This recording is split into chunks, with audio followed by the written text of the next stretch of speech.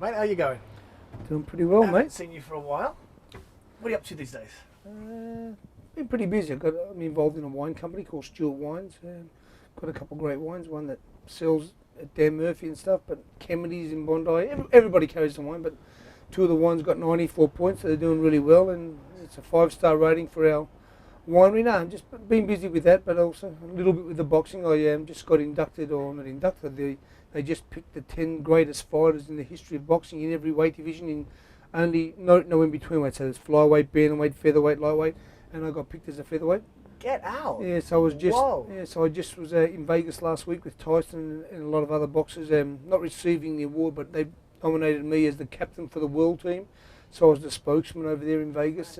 So I went over and spoke, and we had a press conference. Then we had a cocktail party to announce the dates. The 10th, 11th, 12th, and 13th, or 10th, 11th, 12th of December will be the big ceremony in Las Vegas. So I went over for that. So yeah, it's been pretty exciting. Yeah. And you're a pretty busy boy generally. I mean, every time I see you, you've got some new amazing business thing, or you're off playing some super duper poker tournament or something. So, I mean, one of the things I want to find out from you, what makes you different? Why are you the champion? What was it that got the little boy, to do more than all the other little boys he knew and become who you are? You know, I try to teach everybody when I speak to people and talk to people about why I was successful and how I became successful. And my strongest word or my belief is preparation. Preparation is everything. But people believe that we all train. Just say we train 2 hours a day. It's not the 2 hours a day training that counts. It's what you do for the other 22 hours that makes you the professional, makes you the best. You know, we all, like I said, everybody trains. But what do you do in those other 22 hours that makes you different from the rest? You know, your dieting, your road work, the things that you do when nobody's watching. They're the things that make, I believe, that make real champions. And like, people say it's interesting, but like I said, when I was coming up after I trained, I was in bed early, I was up early, I ate properly, I done everything properly. I didn't do anything wrong, and I believe that defines a champion. Like I said, and we can all go to the gym and pump weights, or we can all go to the gym and box, and we can do what we have to do. But what do you do?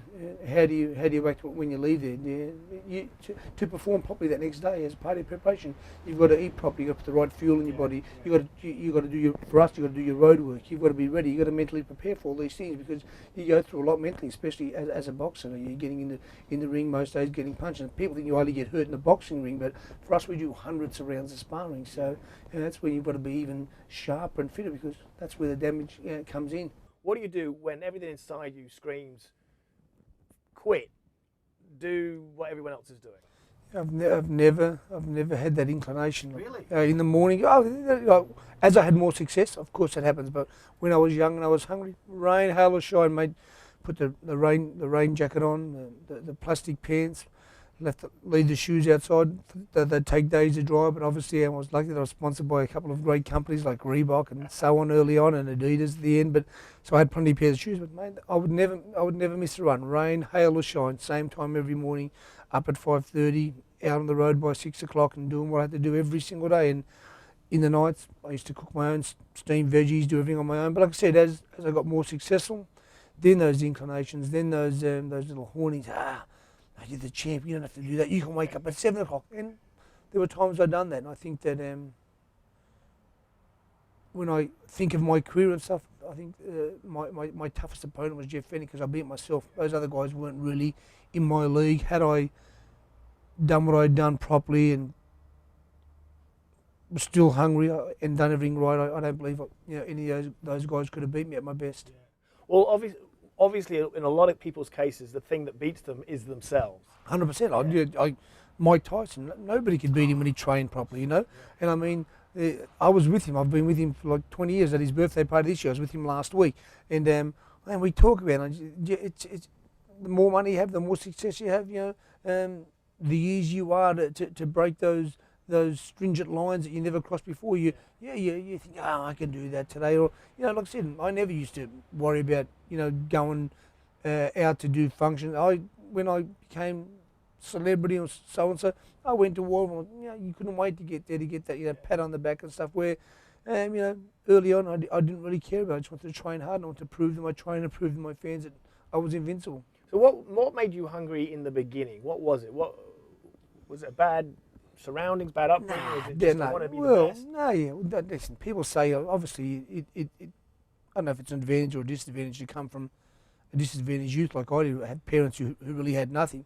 But lots of people have parents with course, nothing. Yeah, and they end up with nothing. Look, my whole neighbourhood was full, and I know there were kids that were much more talented than me, Jeff, that weren't prepared to give what I gave. I see some footy players, some kids who were that tough, that was unbelievable. And look what I did, and they think, Jeff, how did you do? Well, mate, the reason why I done it was because I dedicated myself. Like I said, I read in rain, hail or shine. And my biggest thing was back then is, I don't know if it was really for myself, but I really wanted to prove to my trainer and to the people who believed in me that I would never let them down. Whatever Johnny Lewis said, I did I did it for him. I just wanted to, when he said I could do something, I wanted everybody to believe whatever he said I could do. And when I done it, and I seen that gratitude and that love that he gave me for it, because it was really special for me. Susie Moroney said exactly the same thing. She said the thing that got her through the swim was she wanted to do it for her trainer and the love that she got from him. Do you think that might be a clue for the rest of us if we become accountable to someone that we care about? I think there's a great message, and the message is this, that you as a parent now, the most important thing you'll ever do is if your child wants to do something is to make sure they're doing it with somebody that knows what they're doing, knows what they're talking about.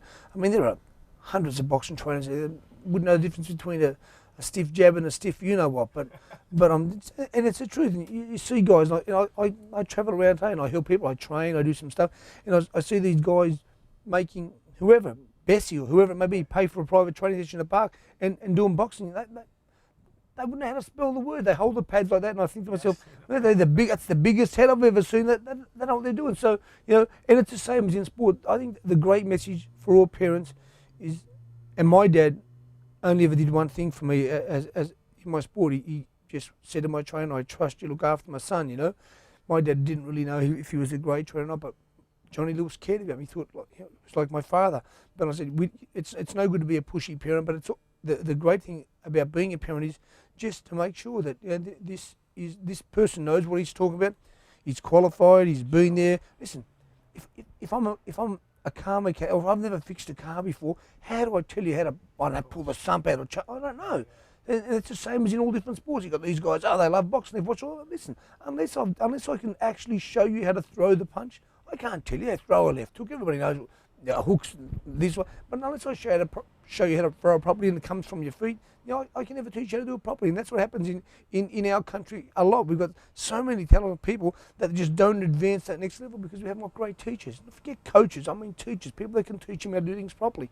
But do you think that if you hadn't found your coach, you would still have been a champion at something in some way? Do you think that there was an underlying drive? There was only one thing. Yeah, listen, I believe that everybody has a hidden talent. Like I said, Jeff, I never boxed in my life. I believe we've all got a talent. And you might never find it. Listen, I never wanted to box in my life. I didn't want to be a boxer. It just happened by accident. I went to the gym to have a fight. And, a street fight with a gang. So we went to look for some people. They weren't there. I seen a box room as I was searching, looking for these guys. I met a trainer. I heard him talking about, I seen a kid who was in my class at school who was a boxer, who was the best amateur boxer.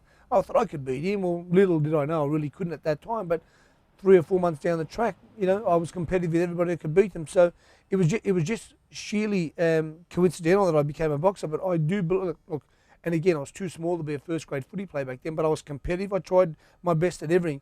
But the only thing that I say is that had I not found boxing, being my size, and I don't know if I could have been good at anything else, there weren't too many more places I believe I would have went to. I was in a juvenile detention centre when I was younger, and all my friends who had all the ability and all the skill in the world end up, using drugs and going to jail. And that was the one great thing I can say, and I can say it in front of anybody. You can say it live. They can put a light in. I've never had a drug in my life. I've never had a smoke in my life. I don't know if it's bad, but I've never had a cup of coffee in my life. And I can tell people that without any hesitation. I've been around people who have smoked marijuana every day of their life.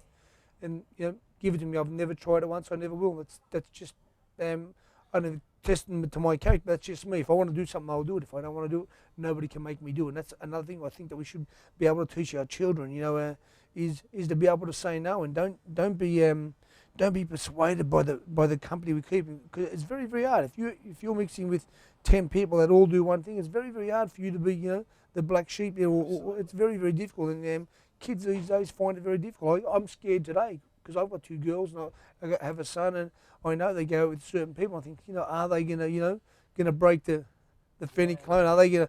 And I talk to them all the time about it. But listen, it's no good telling them once. You've got to remind them. I remind my kids every week. I talk to them about it. If anything for me about parenting, I constantly remind my children about drugs, smokes, and doing them kind of things.